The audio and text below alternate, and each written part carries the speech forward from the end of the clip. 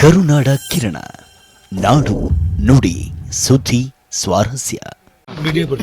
ಹಾಂ ಸರ್, ಅಲ್ಲ ಸರ್, ಈಗ ಅಲ್ಲಿ ಕಾಂಗ್ರೆಸ್ ಕಾರ್ಯಕರ್ತನ ಅಂದ್ರೆ ತೀರ್ಕೊಂಡಿರೋದ್ರಿಂದ ಈ ಘಟನೆಗೆ ಕಾರಣರಾದವರು ಗಂಗಾವತಿ ಶಾಸಕರು ಅವ್ರ ಮೇಲೆ ಎಷ್ಟಿ ದೌರ್ಜನ್ಯ ಕೇಸ್ ಹಾಕಬೇಕು, ಆಮೇಲೆ ಅವ್ರನ್ನ ಅರೆಸ್ಟ್ ಮಾಡ್ಬೇಕಂತೇಳಿ ಆಗ್ರಹ ಮಾಡಿದ್ದಾರೆ. ಏನಂತಾರೆ ಇದಕ್ಕೆ?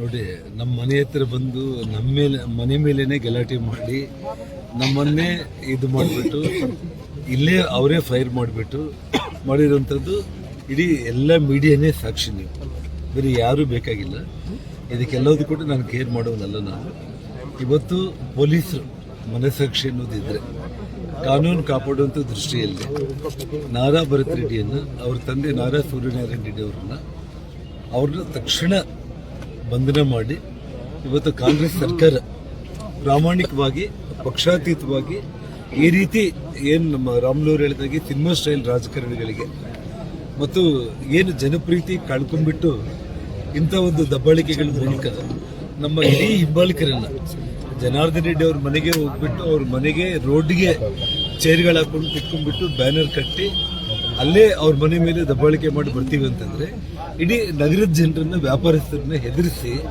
ಅವ್ರ ಕಪಿಮುಷ್ಟಿಯಲ್ಲಿ ಇಟ್ಕೊಂಡ್ಬಿಟ್ಟು ದೌರ್ಜನ್ಯದಿಂದ, ದಬ್ಬಾಳಿಕೆಯಿಂದ ಒಂದು ಆಸ್ತಿಗಳು ಮಾಡ್ಕೋಬೇಕು, ಸಂಪಾದನೆ ಮಾಡ್ಕೋಬೇಕು ಮತ್ತು ರಾಜಕೀಯ ಕೊನೆಗಾಳ್ತಾ ಇದ್ದೀವಿ, ಜನರು ಪ್ರೀತಿ ಕಳ್ಕೊಂತ ಇದೀವಿ ಅನ್ನೋಂಥ ಭಯದ ವಾತಾವರಣದಲ್ಲಿ ಆ ಕ್ರಿಮಿನಲ್ಸ್ ಮಾಡಿರುವಂತ ಕೆಲಸಕ್ಕೆ ಆ ತಂದೆ ಮಗನ ಇಬ್ಬರನ್ನ ತಕ್ಷಣ ಅರೆಸ್ಟ್ ಮಾಡಿ.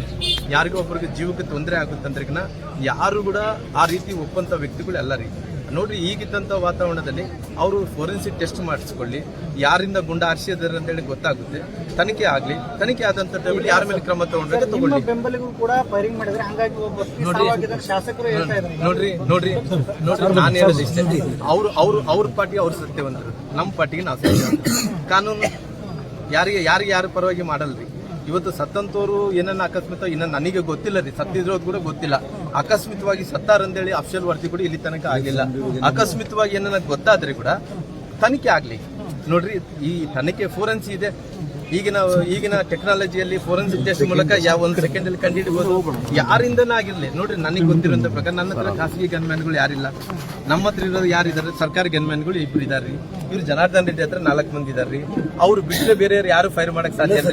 ಬೇಕಾದ್ರೆ ಎಲ್ಲ ಸರ್ಕಾರಿ ಗುಂಡುಗಳು ಎಷ್ಟಿದಾವ, ಎಷ್ಟು ಕೊಟ್ಟಿದ್ರು ಬುಲೆಟ್, ನಂಬರು, ರಿವಾಲ್ವರ್, ಆ ರಿವಾಲ್ವರ್ ಇಂದ ಯಾರ ಇದೆ ಎಲ್ಲ ಕೂಡ ಸುದ್ದಿ ಆಗ್ತತ್ರಿ. ಯಾವ್ದು ಕೂಡ ಮುಚ್ಚಿಡಕ್ ಆಗಲ್ಲ.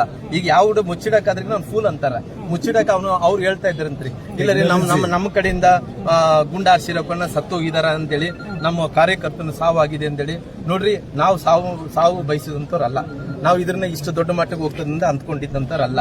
ಈಗಿರಂತ ಪರಿಸ್ಥಿತಿಯಲ್ಲಿ ಅವ್ರ ಶಾಸಕರು ಹೇಳ್ತಾ ಇದ್ರಂತೆ, ಇಲ್ಲ ಅವ್ರ ಮನೆ ಸುಡ್ತಾ ಇದ್ದಾರೆ ಅಂತ. ಕಲ್ಚರ್ ನೋಡಿಸ್ತೆ ನಮ್ಮ ಕಡೆಯಿಂದ ತಪ್ಪಾಗಿದ್ರಿಗಿನ ಬೇಕಾದ್ರೆ ಪೊಲೀಸರು ಇದಾರ, ಫೋರೆನ್ಸ್ ಇದೆ, ಕಂಡಿಡ್ಲಿ. ನಾವೇನ್ ಬೇಡ ಅನ್ನೋಕೆ ಹೋಗಲ್ಲ.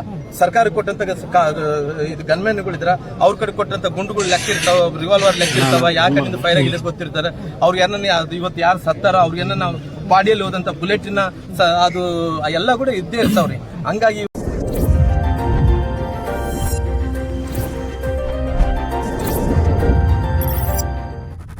ಕರುನಾಡ ಕಿರಣ, ನಾಡು ನುಡಿ ಸುದ್ದಿ ಸ್ವಾರಸ್ಯ.